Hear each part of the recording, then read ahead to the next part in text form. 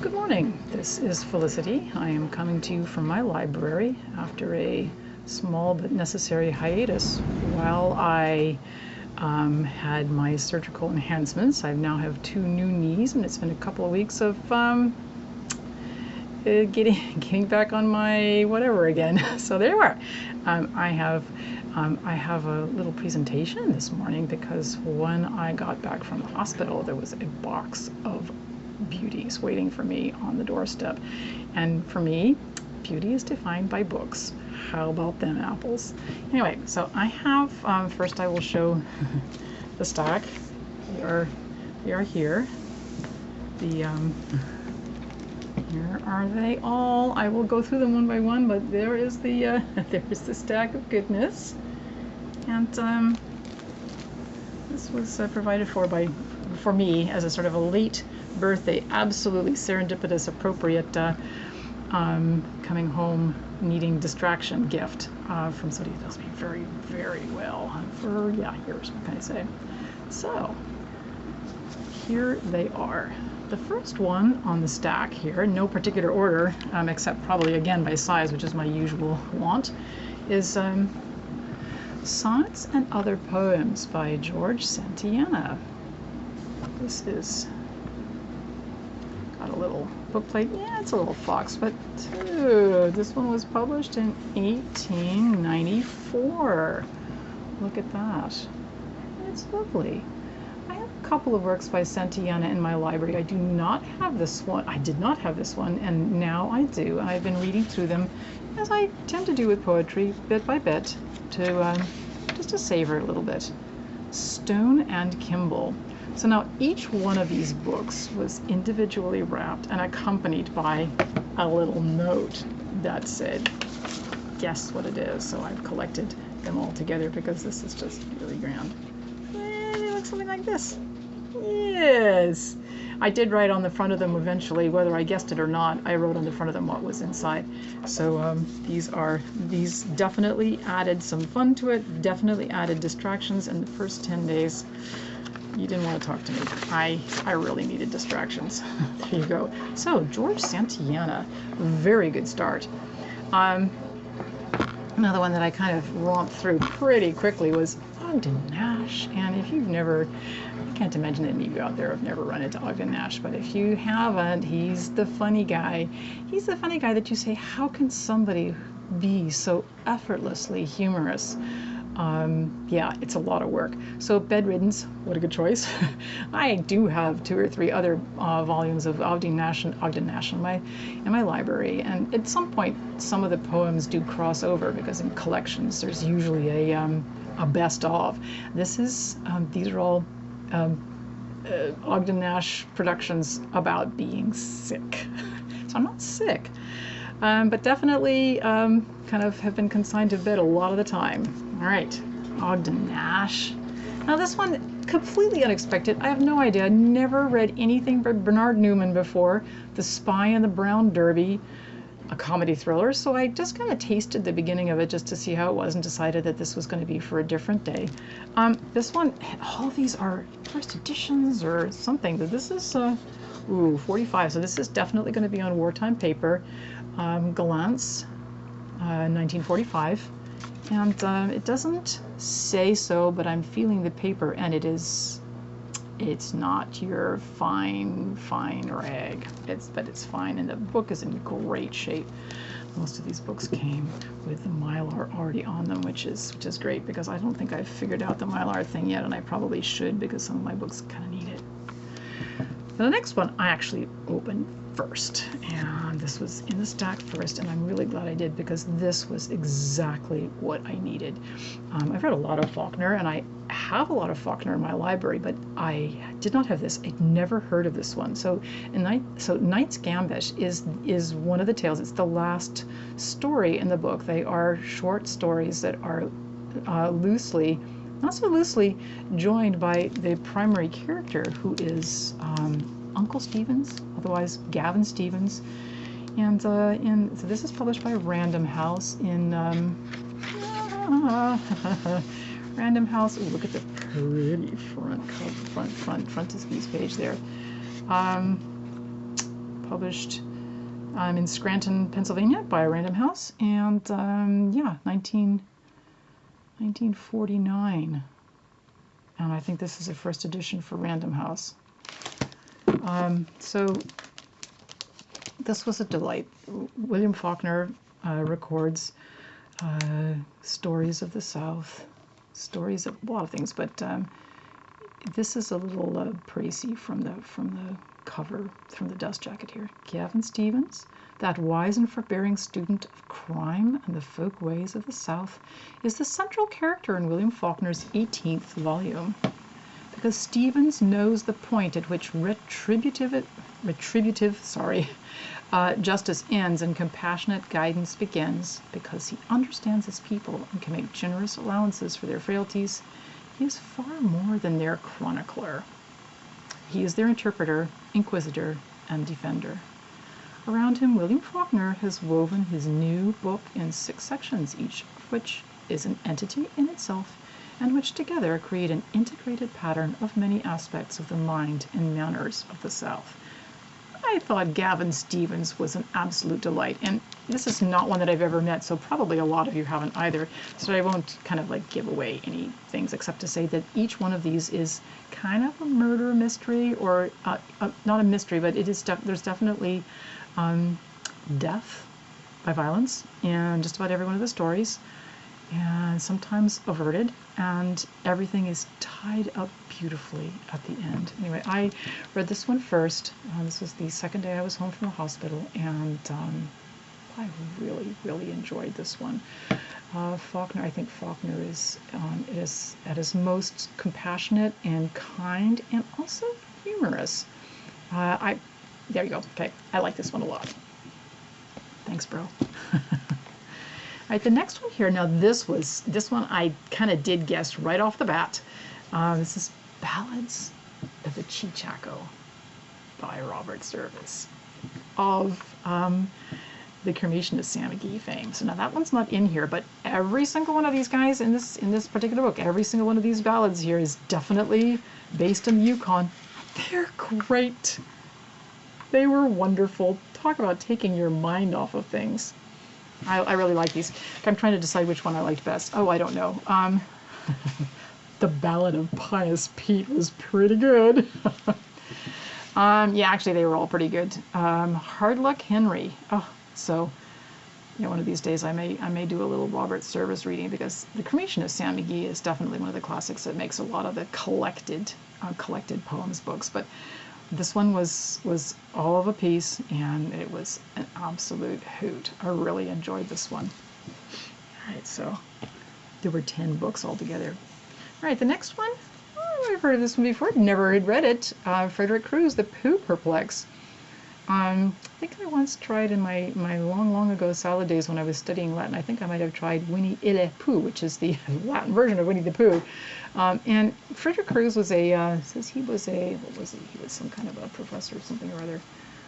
Yes, professor of English at the University of California at Berkeley. This little puppy here was published in 1963, so he was a professor of English then, probably not anymore, what can I say?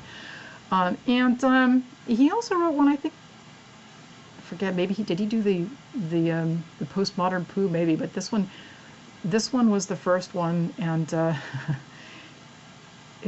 yeah, here is a brilliant virtuoso performance which reveals Frederick C. Cruz, professor of English at the University of California at Berkeley and the author of the recent E.M. Forster, The Perils of Humanism, to be an American satirist of the first importance. Well, I can second that. This was really funny.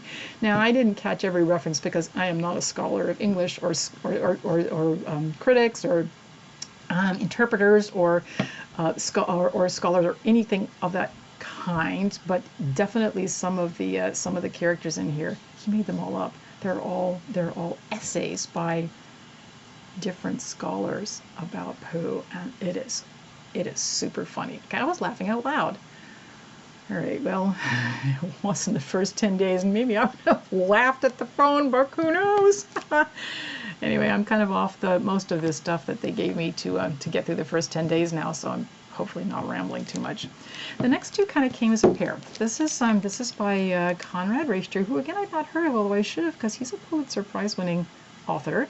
The Light in the Forest and A Country of Strangers were two novels which explore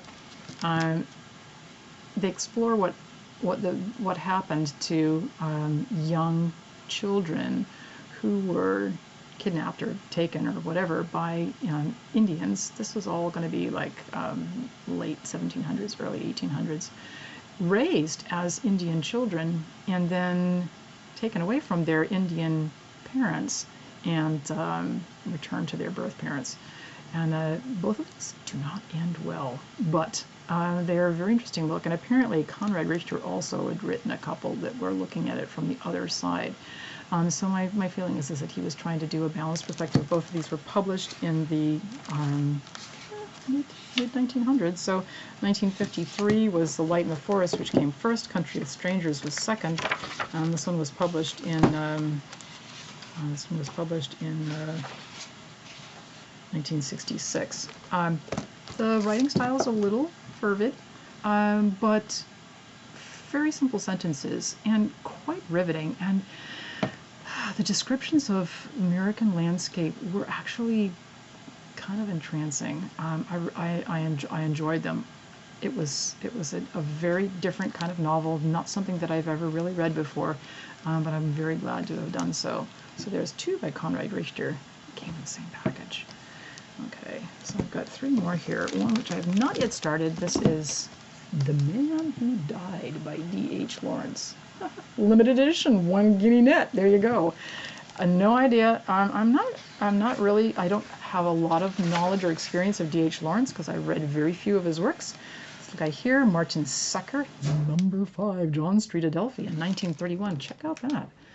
So this is a rag paper. It feels pretty nice. It's a little bit of foxing going on. I think the paper itself may have actually been kind of designed to be a little bit sort of like antique. It's a very, very pretty book. Note, the original title of the story was The Escaped Cock. The present title was decided upon by the author shortly before his death. I guess I'll find out why when I read it. There you go, D.H. Lawrence. Pretty fun. It's not very long. It's barely even 100 pages. So all of these books were incredibly wisely chosen for me. I like nice books, and I think almost all of them are first edition or close on, and they're all not terribly long, and they were not terribly taxing. So the last two. These are beautiful. So Robert Frost in the Clearing. I think this is the last book of his that was published before he died. This was published in. It's got a little bookstore marking. Holt, Reinhardt, and Winston of New York. And it's first edition, and this one was published in 1962. Is that right? Something like that. 1962. And I'm still working my way through this because, again, this is a book of poetry. Of course, it's Robert Frost, and I'm sort of savoring it and enjoying it. Like this dedication, letters and prose to Louis Untermeyer, Sidney Cox, and John Bartlett, for them to dispose of as they please. These to you, in verse, to keep. For keeps. Sorry, I wrote it wrong. This one has in it that's the poem that he presented to John F. Kennedy on his inauguration. And in addition to that, it also has I think he couldn't, there was some problem, he was not able to see it was too bright or something, and he couldn't see the text of the one he'd written. So he presented from memory the one that he actually said. So John F. Kennedy on his inauguration, gift outright of the gift outright, with some preliminary history in rhyme. And the gift outright he then just said from memory, because that was an old one. And it was, the land was ours before we were the land's. She was our land more than 100 years before we were her people. She was ours in Massachusetts and Virginia, but we were England's, still colonials. possessing what we still were unpossessed by, possessed by what we now no more possessed. Something we were withholding made us weak, until we found out that it was ourselves. We were withholding from our land of living, and forthwith found salvation in surrender. Such as we were, we gave ourselves outright. The deed of gift was many deeds of war. To the land vaguely realizing westward, but still unstoried, artless, unenhanced. Such as she was, such as she would become. I really like. I love Robert Frost. He's definitely he's his own voice, and sometimes misunderstood. It seems so simple, seems so bucolic, and yet pretty profound. And like two roads in the wood diverge. Oh yeah, that is a really sad. It gives me shivers, makes me kind of sad every time I read it. But it's a great poem. And Robert Frost was a great poet. There you go. I'm savoring this one. It's going to be walking around in my bag. I'm still in a walker, so I have a little bag attached on the walkers all around the house. And every time I go somewhere, I say, well, what do I need to carry with me from this pillar to that post? That's one more. Okay. The Princess Marries the Page by Edna and Vincent Malay. Now, she's got a pretty hefty set of productions to her name. She was a fantastic poet. This particular one, Princess Marries the Page, is a very pretty volume here. Even prettier when you get inside. Okay. Pretty. All right. So this was published in 1932. It is a play. And from my reading, I understand that this was a play that she had produced either when she was at or when she was associated with Vassar, and it was then presented. So it was first presented at Vassar in 1917, and the one that was particularly brought to my notice was the one that was done at the Cosmopolitan Club in Philadelphia on December 22nd, 1930. And apparently the cast of characters were all students of Curtis at the time. How about them apples? Anyway, it shows the provenance of the various productions up until the publication of this book, which was 1932. So this is this is pretty fun. This is pretty fun. Anyway, I'm going to read this. I'm feeling like I need a little time to get into it, but what a lovely set of books. Anyway, so those were the unexpected gift that arrived for me to keep me amused during my convalescence, and they have done the job. And there's certainly, it's not like a lot of things, they're still going to be there for me to keep on enjoying.